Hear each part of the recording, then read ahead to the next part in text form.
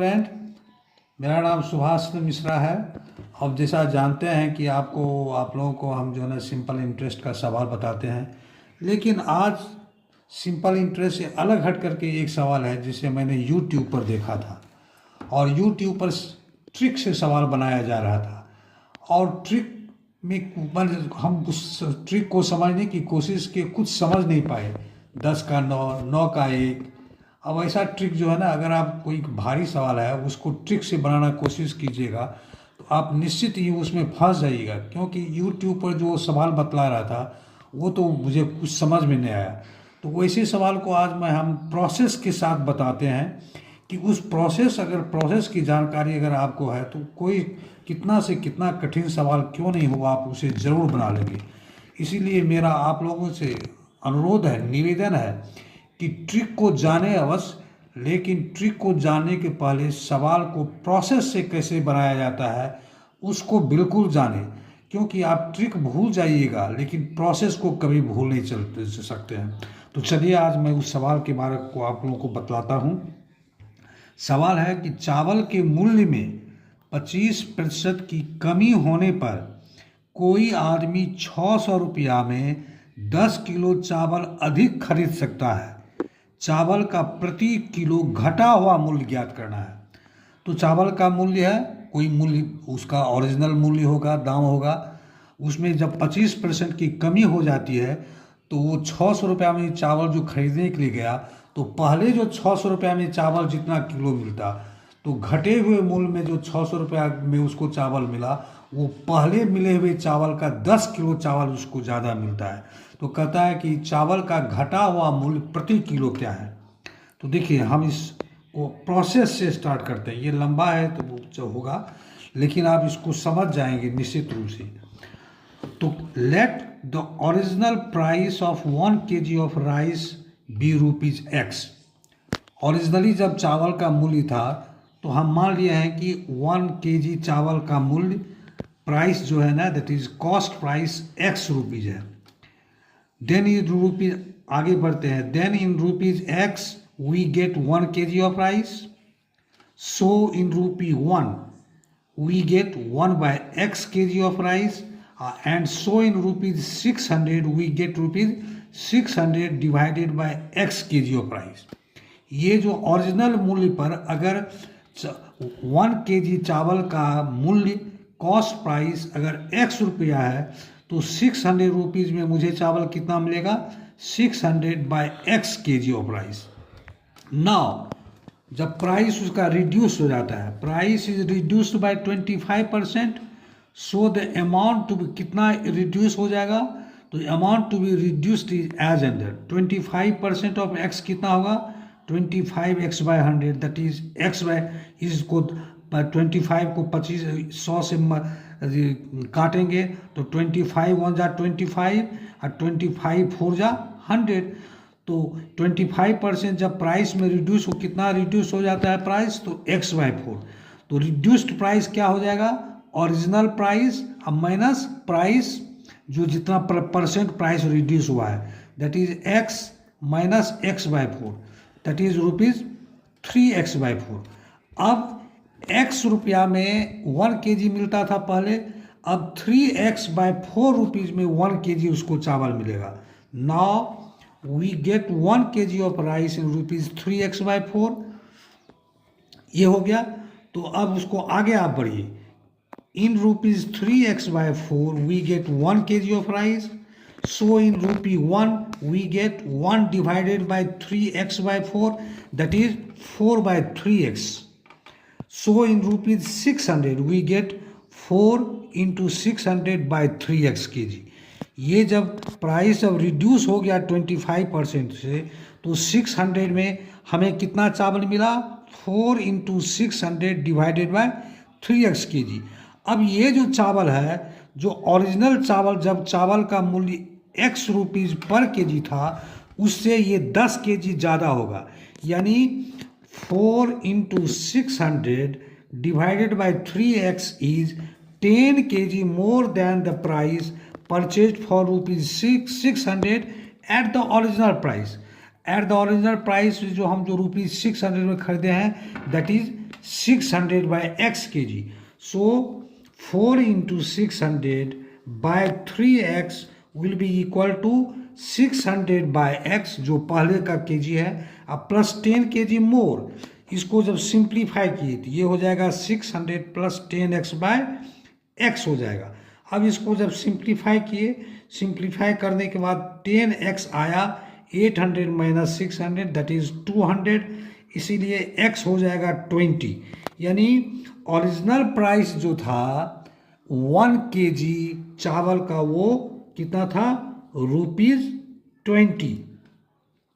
तो अब उसका रिड्यूस्ड प्राइस मांग रहा है. रिड्यूस्ड प्राइस कितना है, 25% माइनस हो गया तो 70. रिड्यूस्ड प्राइस है 75%, तो 75 पर, इसलिए रिड्यूस्ड प्राइस कितना हो जाएगा 75%, यानी 75 डिवाइडेड बाई 100. किसका रिड्यूस्ड प्राइस, तो ओरिजिनल जो अमाउंट था, तो ओरिजिनल अमाउंट क्या था 1 kg का 20 रुपीज़, तो 75 बाई 100 इंटू 20 इक्वल टू 15. तो ये रिड्यूस्ड प्राइस जो पर केजी चावल का है वो कितना है, ₹15, यानी ₹15 पर KG. This is the reduced price. तो आप लोगों से आग्रह है कि आप लोग ट्रिक पर जरूर ध्यान दें, लेकिन ट्रिक के पहले प्रोसेस को जानना शुरू करें. जानना जरूरी है, इसीलिए प्रोसेस को जानें और उसके बाद ट्रिक को भी जानने की कोशिश करें. ट्रिक कभी कभी कब काम करता है, छोटे छोटे कोई पूछ दिया कि 5 to the power 17 plus 2 to the power 17 ये जो है किस नंबर से डिविजिबल है. तो इसमें ट्रिक, क्योंकि आप 5 को 17 टाइम्स मल्टीप्लाई कीजिएगा, 2 को 17 टाइम्स मल्टीप्लाई कीजिएगा, it will take much more time, और उसमें हो सकता है कि मल्टीप्लाई करने में आपको गलती भी हो जाए. तो यहाँ ट्रिक काम करता है. ठीक, क्या ट्रिक काम करता है यहाँ, तो 5 to the power 17 है, तो चूंकि ये पावर जो है ना ऑड नंबर है, दोनों में पावर ऑड नंबर है, तो ऑड नंबर पावर को you reduce to the minimum number of odd power. तो minimum number of odd number जो होता है दैट इज 1. ऑड नंबर का अगर पावर हो तो उसको क्या कर कीजिए, तो उस पावर को आप ऑड नंबर के पावर को रिड्यूस कर दीजिए मिनिमम नंबर पर, और ऑड नंबर का जो मिनिमम नंबर पावर होता है 1 होता है. तो आप इसको क्या कीजिए, तो 5 to the power 1 कर दीजिए, प्लस 2 to the power 1 कर दीजिए, तो 5 to the power 1 equal to 5 और 2 to the power 1 equal to 2. तो दोनों को प्लस करेंगे तो 7 हो जाएगा. एंड दैट नंबर यानी 5 to the power 17 plus 2 to the power 17 will be divisible by 7. यहाँ पर ट्रिक काम करेगा, कोई बात नहीं है, बड़ा सिंपल है, और इसको मल्टीप्लाई करने में भी आपको काफ़ी समय लगेगा. 5 को 17 टाइम्स मल्टीप्लाई कीजिए, that will take very much time. तो वहाँ पर आप ट्रिक से काम कर लेते हैं तो बहुत अच्छा है, लेकिन ऐसे सवालों में आप ट्रिक से काम कीजिएगा तो आप तो ट्रिक को पहले तो यूट्यूब पर जो आता है तो उस ट्रिक को आप समझ नहीं पाएगा. 9 में 1, 1 में 9, 10 में 1, 10 में 2, तो ये आपके दिमाग को पजल कर देगा. तो आप ऐसे सवालों में ट्रिक को छोड़ें और प्रोसेस पर ध्यान दें. और अगर आप प्रोसेस पर ध्यान देते हैं और थोड़ा सा आप दिमाग का अप्लाई करते हैं तो आपका सवाल निश्चित रूप से बनेगा, and you will get 100% marks in mathematics. I tell you formally. Thank you. तो अगर यह मेरा वीडियो अगर आपको पसंद आया होगा, इस वीडियो को आप ज़रूर लाइक कीजिए, क्योंकि ये सवाल मेरा बहुत अच्छा सवाल है, अलग हट के सवाल है. तो मेरे वीडियो को लाइक कीजिए और मेरे वीडियो को सब्सक्राइब भी कीजिए, और साथ में अगर वीडियो बहुत अच्छा लगा हो तो उसको शेयर भी कीजिए, जिससे ज़्यादा से ज़्यादा लोग इस वीडियो को देख सकें. धन्यवाद. हेलो स्टूडेंट्स, जैसा कि आप लोग जानते हैं कि हम आजकल सिंपल इंटरेस्ट पर कुछ सवाल लाए हुए हैं. सवाल बहुत हल्का होता है. मेरा उद्देश्य क्या है कि आप सवाल को बनाना जानें. तो सिंपल इंटरेस्ट में कुछ टर्म्स है, जैसे कि अमाउंट है, प्रिंसिपल है, इंटरेस्ट है, रेट ऑफ इंटरेस्ट है. तो अमाउंट किसको कहते हैं, तो वो फाइनल अमाउंट जो होता है that is the sum of principal amount plus interest. तो अब एक अगर ये जानते हैं कि अमाउंट क्या होता है, तो amount principal amount plus interest होता है, तो उससे प्रिंसिपल अमाउंट भी निकाल सकते हैं. प्रिंसिपल अमाउंट हो जाएगा, अमाउंट माइनस इंटरेस्ट हो जाएगा। इंटरेस्ट निकालना है तो इंटरेस्ट बराबर अमाउंट माइनस प्रिंसिपल हो जाएगा। और एक इंटरेस्ट का फॉर्मूला होता है PRT/100। क्या होता है? PRT/100। तो इससे भी आप जो है ना प्रिंसिपल अमाउंट भी निकाल सकते हैं, रेट ऑफ इंटरेस्ट भी निकाल सकते हैं। अगर आपको इंटरेस्ट मालूम है तो और प्रिंसिपल अमाउंट मालूम है, रेट ऑफ इंटरेस्ट मालूम है, तो टाइम निकाल लीजिएगा। अगर आपको इंटरेस्ट मालूम है, टाइम मालूम है, रेट ऑफ इंटरेस्ट मालूम है, तो प्रिंसिपल अमाउंट मान लीजिए। यानी आउट ऑफ 1 2 3 4 जो 4 फिगर्स जो है उसमें 3 फिगर जानते हैं तो कोई भी चौथा फिगर आप निकाल लेते हैं। अगर प्रिंसिपल का अमाउंट भी इसी फॉर्मूला से प्रिंसिपल निकाल सकते हैं, 100 into interest by RT, rate of interest into 100 by PT, और ये time interest into 100 by PR। ये बड़ा सिंपल है, तो इस पर आप गौर कीजिएगा। और आगे हम हाँ, एक सवाल आपका जो सिंपल इंटरेस्ट पर लेकर आए हुए हैं। A farmer borrowed ₹10,000 from a money lender at 12% annum 12% annum interest. After 3.5 years, he paid the money lender ₹7,500, and for balance amount he gave him his cow. तो find the value of cow। वो क्या क्या है कि 10,000 लिया, वो पैसा लिया, बोरो किया, उसका rate of interest 12% per annum था। कितने साल के लिए लिया? तो 3 years and 3.5 years। तो उसमें क्या क्या, कुछ पैसा उसके पास कैश था और जितना उसको अमाउंट पे करना था, यानी प्रिंसिपल अमाउंट प्लस इंटरेस्ट पे करना था, तो उतना पैसा कैश उसके पास नहीं था। तो कैश था उसके पास 7,500। तो उसको प्रिंसिपल अमाउंट प्लस इंटरेस्ट जो है, जाहिर है कि प्रिंसिपल अमाउंट और प्लस इंटरेस्ट उसको 7,500 से ज़्यादा लगेगा। तो क्या क्या कि उसके पास कैश था 7,500, उसने कैश पे कर दिया 7,500, और बाकी बचा हुआ अमाउंट जो है ना उसके बदले में वो उसके पास जो गाय थी, गाय दे दिया। तो कहता है कि गाय की कीमत क्या थी। तो बड़ा ही इसका सीधा सा आंसर है। पहले आप इंटरेस्ट निकाल लें। इंटरेस्ट जो कि होता है PRT/100, प्रिंसिपल अमाउंट दिया हुआ है 10,000, रेट ऑफ इंटरेस्ट दिया है 12% पर एनम, और टाइम दिया हुआ है 3.5 years, जो हो जाएगा 3 2 6 + 1 यानी 7/2 इंटू 7/2 डिवाइडेड बाय 100। बड़ा ये सिंपल है। कौ का इसमें क्योंकि कीमत निकालना है इसीलिए ये सवाल आपको दिखा रहे हैं। ये 2 0 इस 2 0 से कर जाएगा, ये 2 से 12 कर जाएगा, तो ये किसके बराबर हो गया? 100 इंटू 6 इंटू 7, ये हो जाएगा 100 इंटू 7 6 42, ये हो जाएगा 4200। तो ये जो इंटरेस्ट जो पे करना पड़ेगा उसको 4200, और टोटल अमाउंट जो उसको पे करना पड़ेगा, टोटल अमाउंट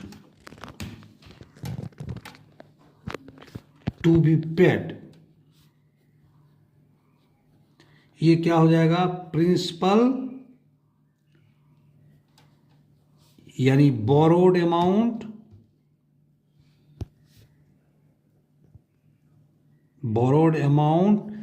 प्लस इंटरेस्ट हो जाएगा। ठीक है ना? तो बोरोड अमाउंट है 10,000 और इंटरेस्ट है कितना? 4200। तो ये टोटल कितना हो जाएगा? 14,200। अब इसमें से क्या क्या है? 7,500 वो कैश दिया, तो 7,500 को माइनस कर देंगे, 14,200 माइनस 7,500 जो किसके बराबर होगा? 0,076। तो ये जो अमाउंट है बच गया, उसको टोटल अमाउंट तो 14,200 पे करना पड़ेगा। उसमें से क्या क्या? 7,500 जो उसने पे किया कैश में, अब बचा हुआ अमाउंट जो है ना, जो बचा उसका अमाउंट टोटल अमाउंट में से, तो वो अमाउंट क्या हुआ, उसके बदले में गाय दे दिया। तो बचा हुआ अमाउंट है 6700। तो ये बचा हमारा, यही जो बचा हुआ अमाउंट है, ये अमाउंट क्या है कि वैल्यू ऑफ कॉ इक्वल टू ₹6700। हेलो, एक सिंपल इंटरेस्ट पर फिर एक नया सवाल और लाए हुए हैं। जो सवाल क्या है कि इन व्हाट टाइम, टाइम निकालना है इसमें, in what time a sum of money will be 1.5 times of itself at 10% पर annum। क्या ये मनी जो है, यानी अमाउंट जो हो जाएगा, कितना हो जाएगा, 1.5 टाइम, 1.5 times। तो ये अमाउंट क्या होगा कि that amount will be the principal amount plus interest. और ये जो कहता है कि दैट विल बिकम 1.5 times, तो ये प्रिंसिपल अमाउंट का 1.5 टाइम हो जाएगा। तो इसके लिए क्या करेंगे, let principal amount be P, then final amount क्या हो जाएगा, P times 1 and 1/2, that is 3/2। ये हो गया। तो आप जानते हैं क्या इसमें निकालना क्या है, टाइम निकालना है। तो अब इसमें प्रिंसिपल अमाउंट मालूम है P, फाइनल अमाउंट मालूम है 3P/2।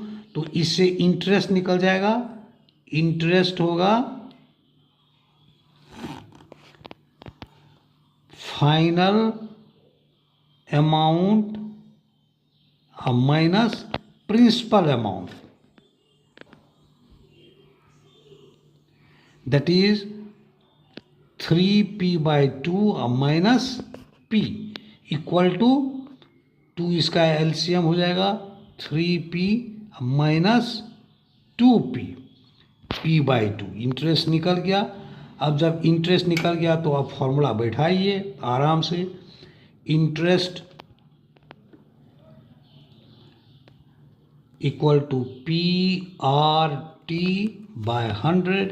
इंटरेस्ट है P/2, यहाँ principal amount P, rate of interest is given by 10, time निकालना है आपको, इसको आप 100 कर दीजिए, ये P इस P से कट जाएगा, क्रॉस मल्टीप्लाई कर दीजिए, यहाँ 1 बच गया, नीचे में 100 है, यहाँ पर 2 है, यहाँ पर 10 है, तो 10 2 जा 20T इक्वल टू 100। इसीलिए T equal to 100/20 equal to 25 जा 100 इक्वल टू 5 years। तो ये टाइम हो गया 5 years। Thank you. हेलो, ये मेरा अगला सवाल है सिंपल इंटरेस्ट पर। सवाल है, a man borrowed ₹4,000 from a money lender. He agreed to pay back ₹1,000 of this at the end of each year, with the interest due at the end of the year. The rate of interest is 5% per annum. Then इसमें पता करना है कि क्या क्या पता करना है। इसमें बहुत सारा को पता करना है, ए से लेकर के एच तक। तो उसमें क्या है कि सवाल में कहता क्या है कि एक आदमी था, मनी लेंड किया, बोरो किया, कितना, ₹4,000। और वो एग्री क्या किया कि वो हर एक साल के अंत में क्या करेगा कि प्रिंसिपल अमाउंट से ₹1,000 देगा। जितना मनी वो बोरो किया उससे हर एक साल के अंत में ₹1,000 प्रिंसिपल अमाउंट में से ₹1,000 दे देगा, और साथ में हर एक साल जो इंटरेस्ट होगा वो भी अमाउंट पे करेगा। तो उसके और उसमें रेट ऑफ इंटरेस्ट भी दिया हुआ है 5% पर एनम। तो उसमें कुछ उसमें सवाल है जिसका उत्तर देना है आपको। तो पहला क्या है, पहला ए में कहता है कि the interest he paid at the end of the first year. तो इंटरेस्ट पहला ए में क्या है, interest he paid at the end of the first year. तो पहले साल में जो प्रिंसिपल अमाउंट था, पहले साल में प्रिंसिपल अमाउंट कितना था, principal amount ₹4,000 rate of interest R कितना है 5%, और टाइम कितना है 1 ईयर, क्योंकि एक ही साल में पे करना है। तो इससे इसका इंटरेस्ट निकल जाएगा। इंटरेस्ट हो जाएगा क्या, PRT/100। तो P कितना है 4,000, रेट ऑफ इंटरेस्ट है 5%, और टाइम है 1 ईयर, बाय 100 से 2 जीरो इसे कट गया, 2 जीरो इसे कट गया, बच गया तो ये 200। तो interest at the end of the first year क्या होगा 200। Interest at the end of first year क्या होगा 200। तो उसको क्या क्या पे करना है, तो इंटरेस्ट भी पे करना है 200, और प्रिंसिपल अमाउंट में से 1000 भी उसको पे करना है। तो क्या हो जाएगा कि interest paid at the end of the first year कितना हो जाएगा ₹200। ठीक है ना, interest paid at the end of the first year क्या होगा ₹200। अब ये जो इंटरेस्ट जब वो उसमें से 1000 रुपीज़ पे कर दिया, तो दूसरा साल जब स्टार्ट होगा तो दूसरे से याद रखिएगा उसमें वो क्या क्या eight the end of the first year 200 रुपया इंटरेस्ट भी पेड किया और 1000 रुपया प्रिंसिपल अमाउंट से भी पे किया है।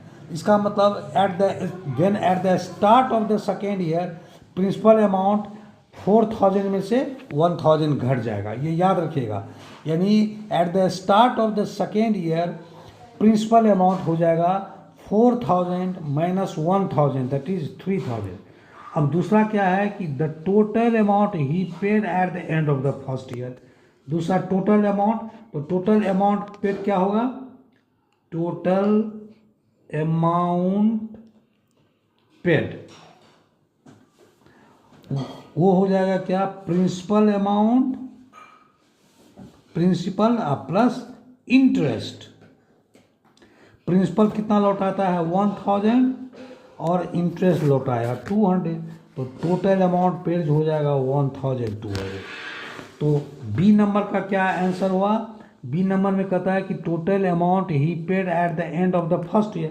तो total amount paid at the end of the first year क्या होगा, principal amount plus interest. Principal amount 1000 लौटाया और इंटरेस्ट 200 लौटाया, तो दोनों मिल करके क्या होगा 1200 रुपीज़। अब सी में क्या कहता है, the principal for the second year. Second year में जबकि उसका तो पहले का जो प्रिंसिपल अमाउंट था 4000, अब at the end of the first year उसने प्रिंसिपल अमाउंट में से 1000 दे दिया, तो principal amount at the start of the second year क्या हो जाएगा 4000 minus 1000 equal to 3000।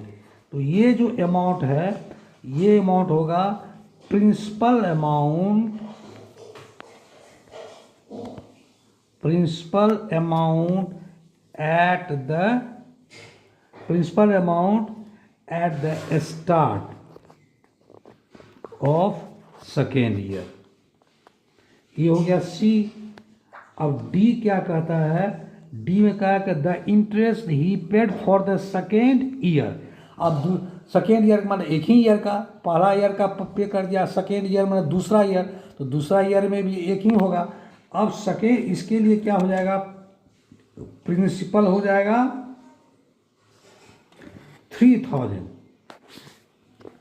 Rate of interest तो आपका है ही 5%, टाइम है ये है 1 ईयर, क्योंकि सेकेंड ईयर यानी वो सेकेंड ईयर चल रहा है लेकिन एक ही साल के लिए पूछ रहा है।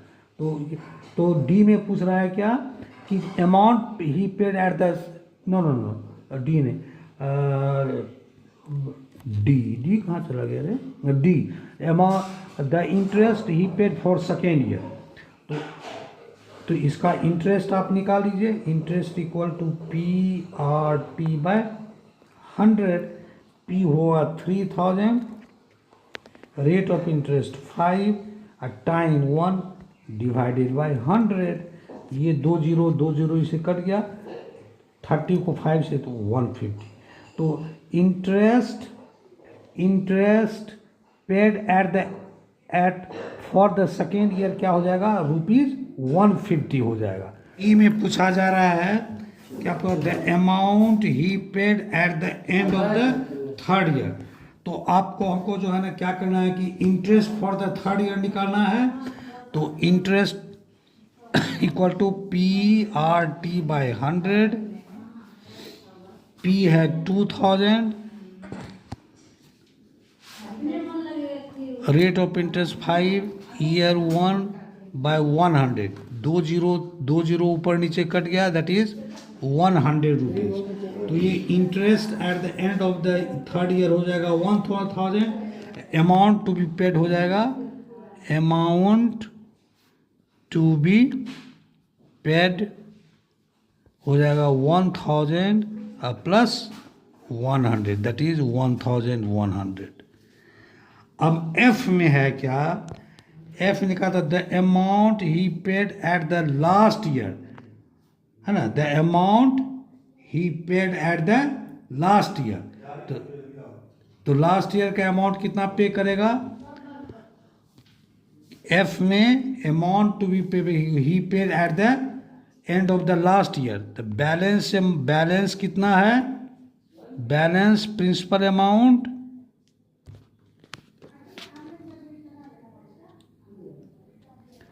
For the fourth year